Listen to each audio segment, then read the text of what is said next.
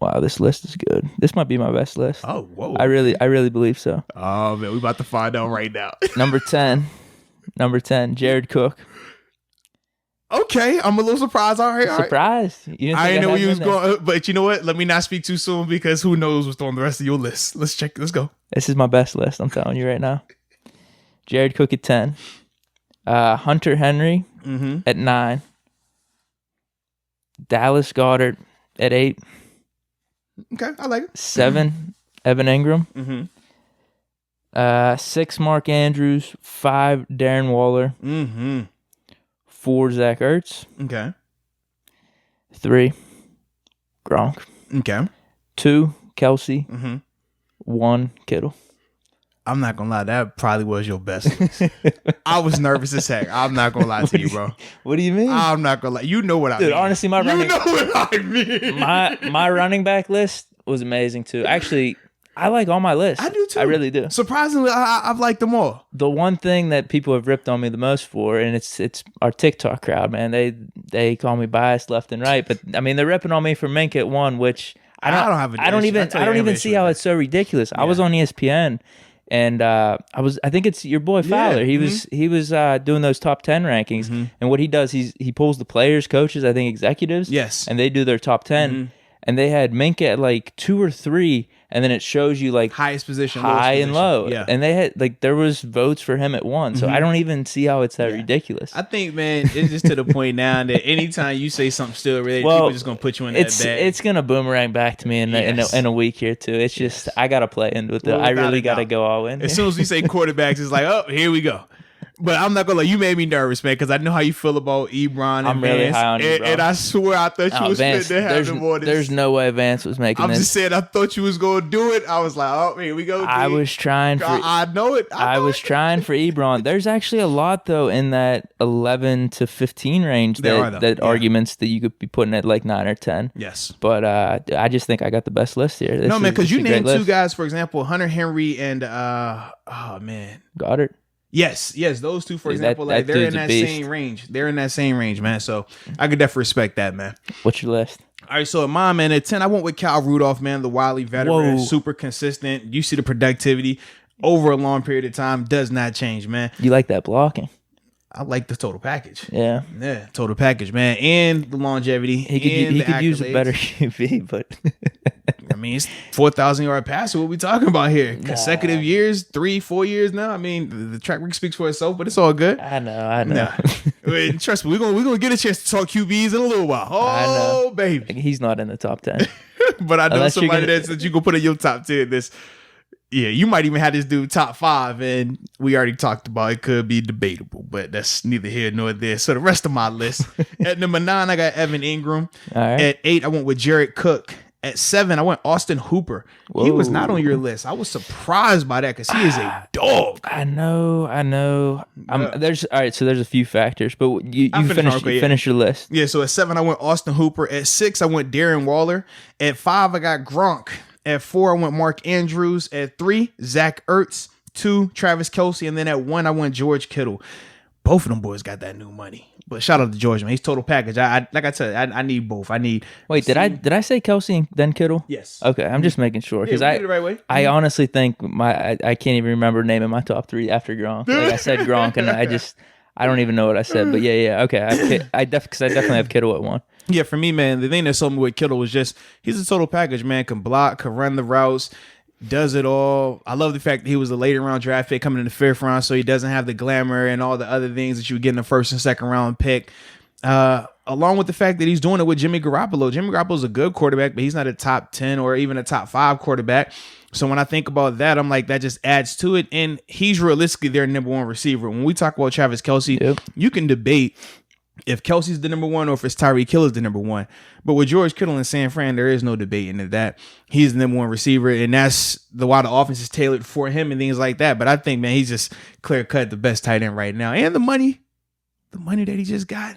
Both definitely back to the Well, Kelsey, the reason his is a little bit lower, he's a little bit older. A little older, yeah. Yeah, but he got paid like that for a reason, man. Yeah, the thing with Kittle and Kelsey's like claim to fame is his route running and just his receiving and all that. He's swaggy, boy, swaggy. You could definitely make the argument like he's the better receiving tight end. But if you want to say that, Kittle is definitely not far off, though. If not almost just equal or on par, because you look at Kittle's 2018. This was with who at quarterback? I mean, this is because Garoppolo got hurt in 18. 88 receptions, 1,377 yards, 5 touchdowns. Wasn't that year when he set the record, right? Was it 18 he set the record? For what? Receiving yards for a tight end? Yeah. I mean, that would have to be it. Yeah, it had to be the 18 season, yeah. And with Kelsey, he's had the 4 straight 1,000-yard years. I got him I think this was last year. This was 97 receptions, 1,229 yards, and 5 touchdowns. So, like I said, Kittle in 18 with that amount of yards and production at receiver, it's on par with Kelsey. And then even last year, 1,053 yards, 5 touchdowns. Same amount. It was 75.2 yards per game, the same amount of yards per game as Kelsey last year. Kittle just missed 2 games. So that's crazy. But then you add Kittle's blocking into play versus Kelsey, and like you look at anyone, like at the NFL Top 100, all those players were talking about how great of a blocker Kittle is, where he's just like he loves blocking. He's able to actually like manhandle like defensive ends, and like so that's why I got Kittle as one. I was considering. I was looking at Kelsey's playoff run because I know he had a really good playoff run. I was like, could this count for something where it could nudge Kittle up or Kelsey up above Kittle? But when you look at what the San Fran 49ers did last year, they didn't really need Kittle to be receiving like that. Right. That's why his numbers were a little down in the playoff run. Whereas Kelsey, he had 4 touchdowns in those 3 games. Yeah. But it wasn't really needed for Kittle like it was for Kelsey because the Chiefs had to come back and everything. Right. So you got to give, I think you just got to give the nod to Kittle there. Yeah, I think the thing is this, though. The nod is solely because of the blocking. I know you say they're close from a receiving standpoint. I don't think they're that close. I think the difference... Straight numbers, though. Yeah, well, the thing is, I think with the numbers, though, you have to realize in 18, there was no other receivers on San Fran. Marquise Goodwin was hurt as well. There was no Emmanuel Sanders at the time. There was no Deebo Samuel at the time. So they were force-feeding Kittle, which is why his numbers represented what they did. And trust me, he's still an elite player, elite athlete. But with Kelsey has never had the offense like that, where it was just, oh, he's the only person, and they're going to force-feed him the ball this much during the game. He just didn't have those type of situations. Once Mahomes took over, you already had Tyreek Hill, so it was still, you're going to be sharing the ball and things like that. And then even before that, when they had Kareem Hunt, they were still going to be doing different things with it. But from just a flat out route running receiver standpoint, Kelsey is definitely by himself in there, man. Like Kittle is dope, but Kelsey is a nightmare, bro. But the thing that makes Kittle, I mean, you've talked about him before. Like you knew, bro, whenever you guys were going up against him. Like he's crazy. Yeah, as soon as you match him on, you're like, yo, ball's going here. Like, just make the tackle. Like, it's bad. Whereas with Kittle, the thing that stands out with Kittle, like I said, is blocking. Like, if Kelsey is an A+ when it comes to route running and stuff like that, Kittle is a B+ at worst, right? B+. But his blocking is A+. Like, that's it. Like, you think of how when Gronk was blocking, like Kittle was like that. And Kittle, like I said, he just loves it. Like you called it, man. He enjoys blocking, which is crazy because most of the time you're either elite at route running or elite at blocking. You're never elite at both. Yeah. And that's what he is. That's what makes him that whole total package. And like I said, the offense is set up perfect, man. That West Coast offense that they run, the crossing routes and all that other stuff, the play action, that's perfect for him. It's a tight end's dream out there, man. So, yeah, I don't have an issue with him at 1 at all, man. No, yeah, so we agree on that. So you have 3 at Ertz. Yeah, I went Ertz and then Mark Andrews at 4. I got to say something about Gronk, man. Oh, let me hear it, man. Wait, so you having him in the top 5, is that more of a nod to him as opposed to a slight? Okay. No, definitely not. Yeah, like I said, it's the same AB conversation. AB would have been on the list if AB was signed to a team right now. He's not. You see other teams still signing receivers, so that's why I'm just like, I don't even know if he's getting back right now, so I can't put him on the list on top of him not even playing the year before. Whereas with Gronk, he didn't play last year, but he's on a team right now. We know he's going to be out there. So that's why it's like, oh, yeah, you could take a year off and still be a top 5 guy because I know once you get back out there, all I need is 1 game to see, oh, all right, he's back, and he's right back at the top of this list.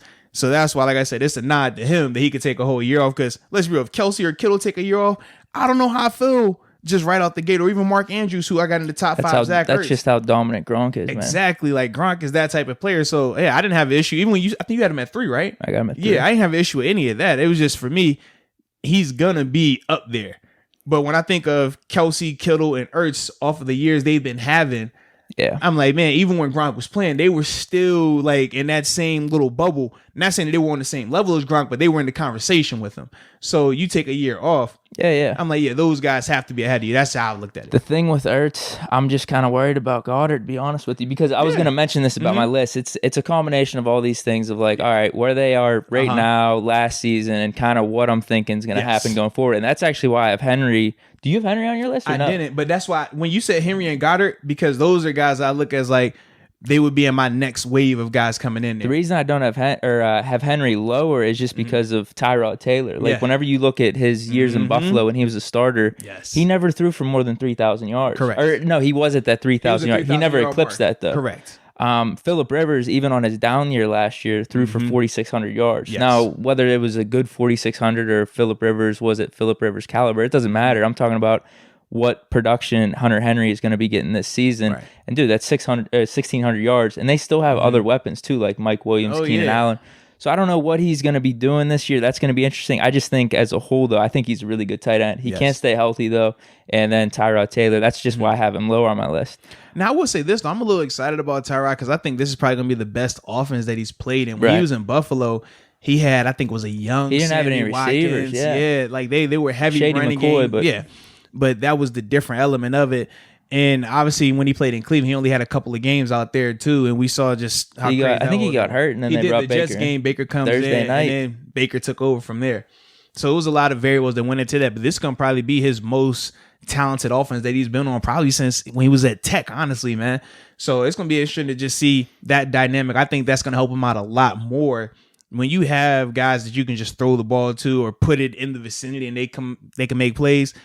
That makes your quarterbacks feel really good. That makes quarterbacks look a lot better. We saw even with Kirk Cousins, right? We don't think that Kirk Cousins is a world beater, but when you have him out there with some talented players, he's going to be a 4,000-yard passer.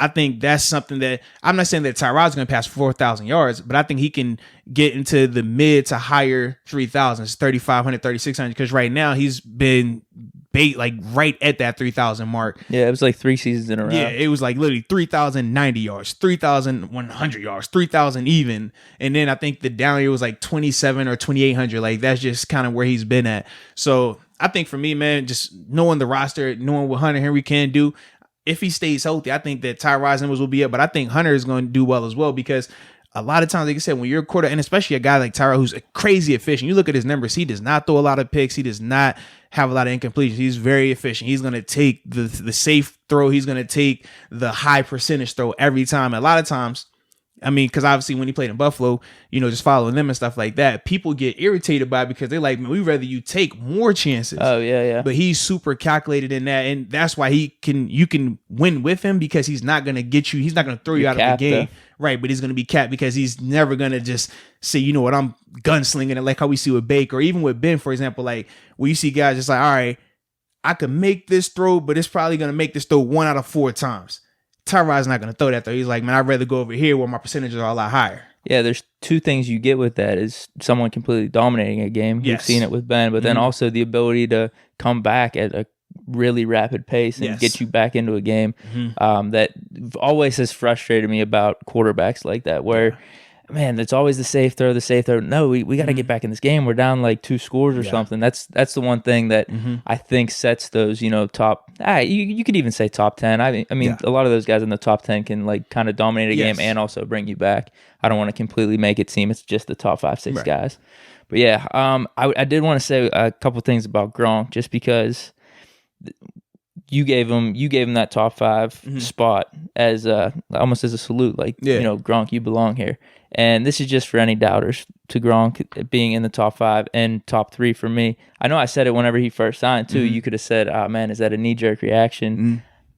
Deke saying, "Oh man, Gronk's in the top 3," but you look at his last year: 682 yards, 3 touchdowns. That was only 13 games, and that was supposedly his worst year. Well, I mean, not only was his worst year, but we saw he was like super beat up too the whole year, man. Well, there's that, and my point is too. I like to do the average over 16 games, whatever.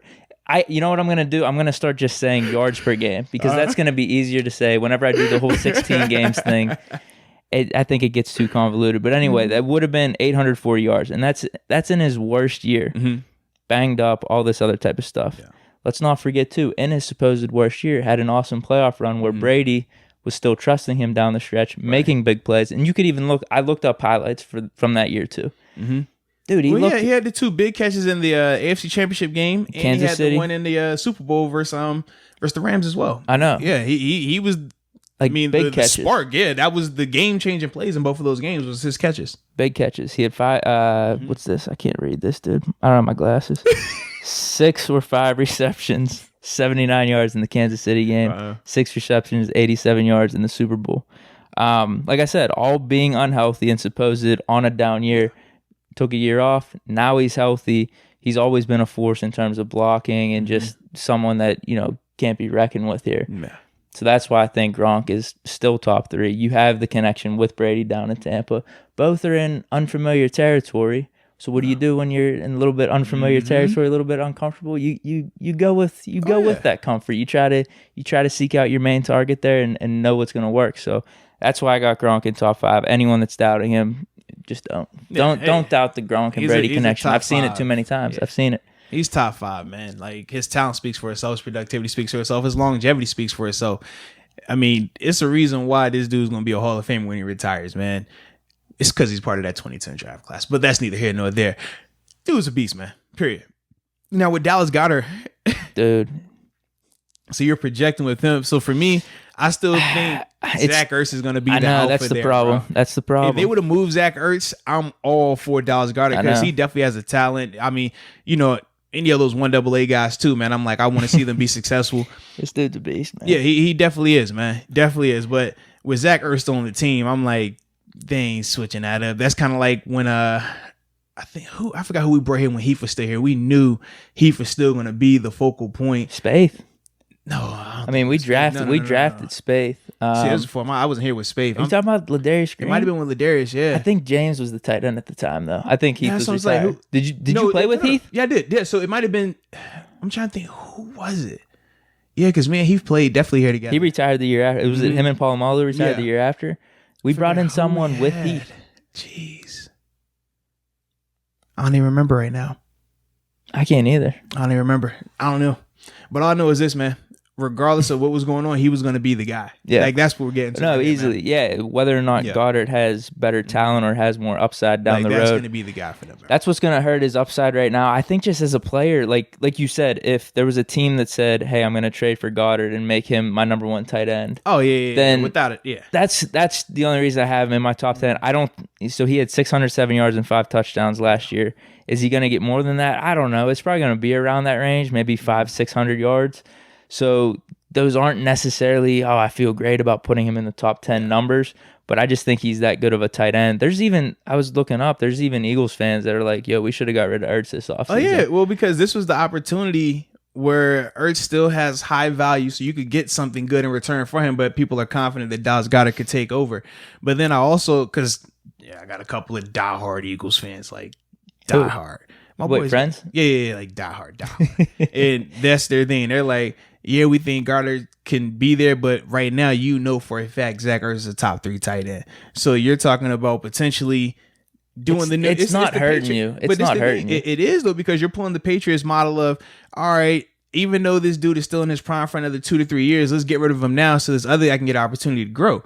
Now, if Dallas Goedert can't develop into Zach Ertz and you move on Zach Ertz, that does hurt you because that first person wins. What I mean is, whatever move you make now could hurt you in the next year or two. Mm-hmm. But in terms of right now, having Ertz and Goddard on the field at the same time or having them both as your tight end, I don't think that's hurting you. Yeah, that doesn't hurt. No. It could hurt you if you keep him. And like you said, Ertz maybe loses value. It could hurt you down the road. But in terms of this season coming up as a team, although some of the Eagles fans I was reading online in some of these comment sections and whatever, they were saying we should get rid of Ertz so we could open up the offense more. Miles Sanders being the main guy, Deshaun Jackson coming back and kind of open things up where I don't want to be running these 2 tight end sets out there. Like I said, it sounds good in theory. Oh, it definitely does. Why, until it happens and then you're like, oh, it's not going like how we thought. You probably keep these guys. Exactly. You have Ertz at 3. I have him at 4. No.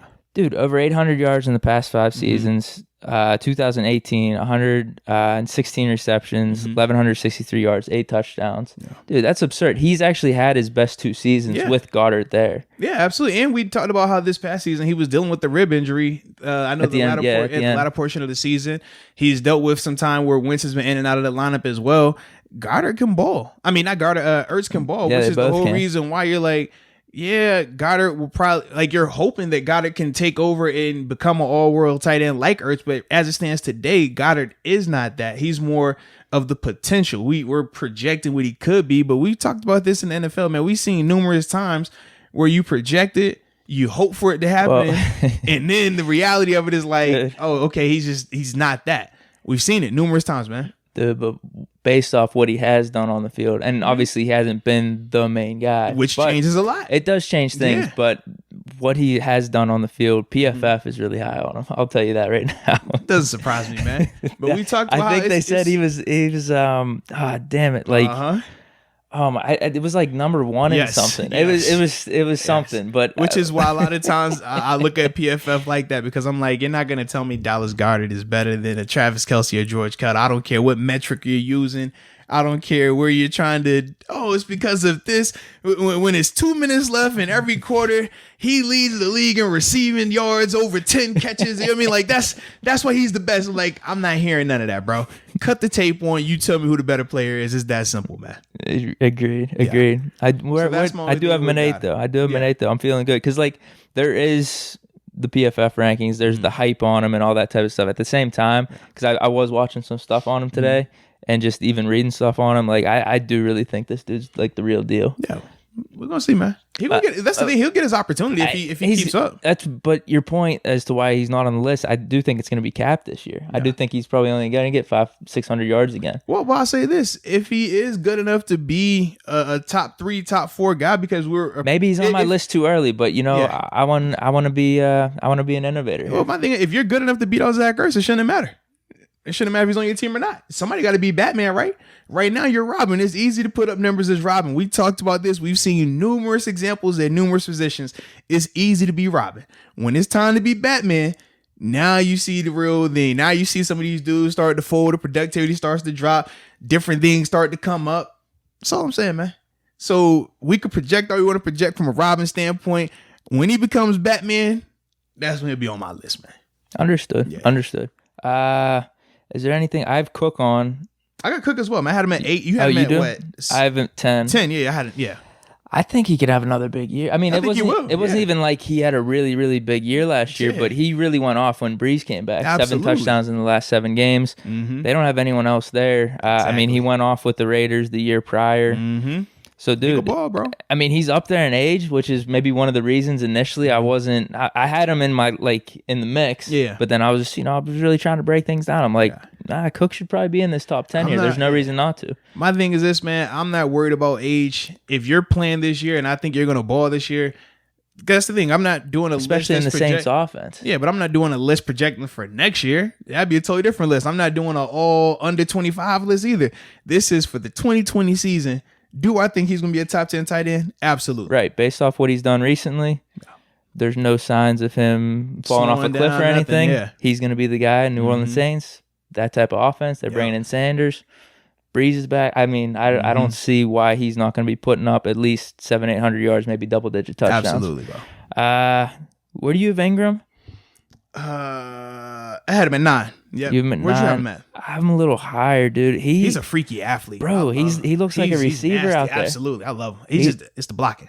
Well, here's the thing. That is one of the knocks on him. Yeah. He said he improved his blocking, so I just took him at his word. So I bumped him up a little bit. Yeah, I've heard that numerous times. Yeah, man, I improved it, man. I worked on it all season. I'm sure you did. I'm sure. No, he's basically a receiver out there. The thing with him versus even like with Henry's, those two dudes can't stay on the field. Yeah, they're unhealthy. They're always getting hurt. So. That's kind of the knock with him, I guess. I mean, when he's healthy, though, he can ball. I know. I'm feeling a little bit more of a projection with him where I think he's going to hit at least 1,000 yards this year. I think I agree with that as well.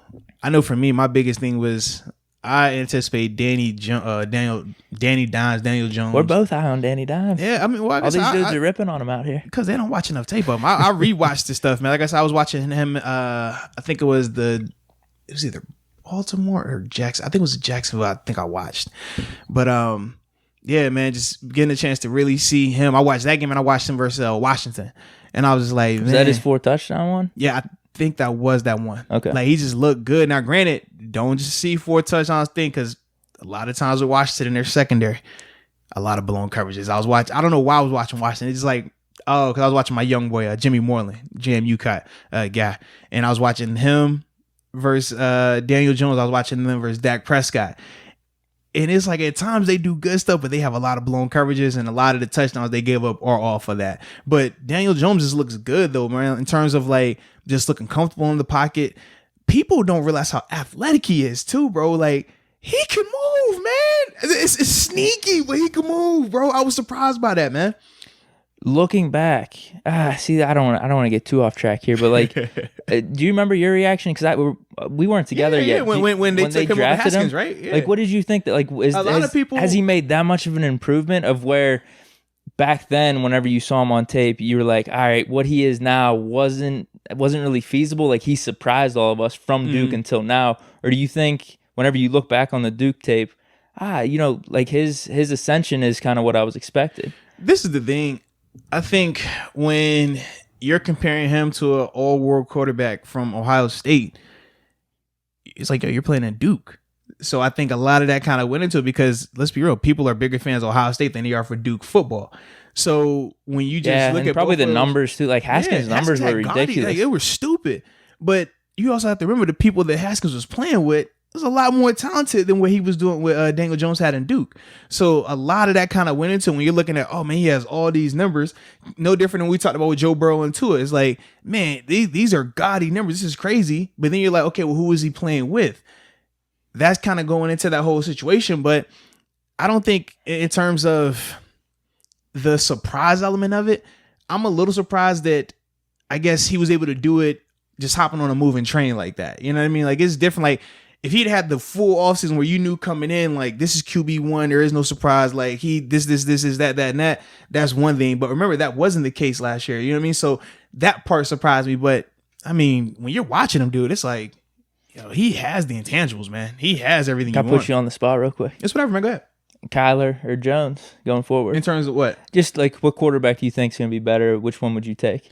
Well, for me, I'm going to take Daniel Jones because I like bigger quarterbacks. I like guys who I know can see over the line. They're not scheme related. They can just ball.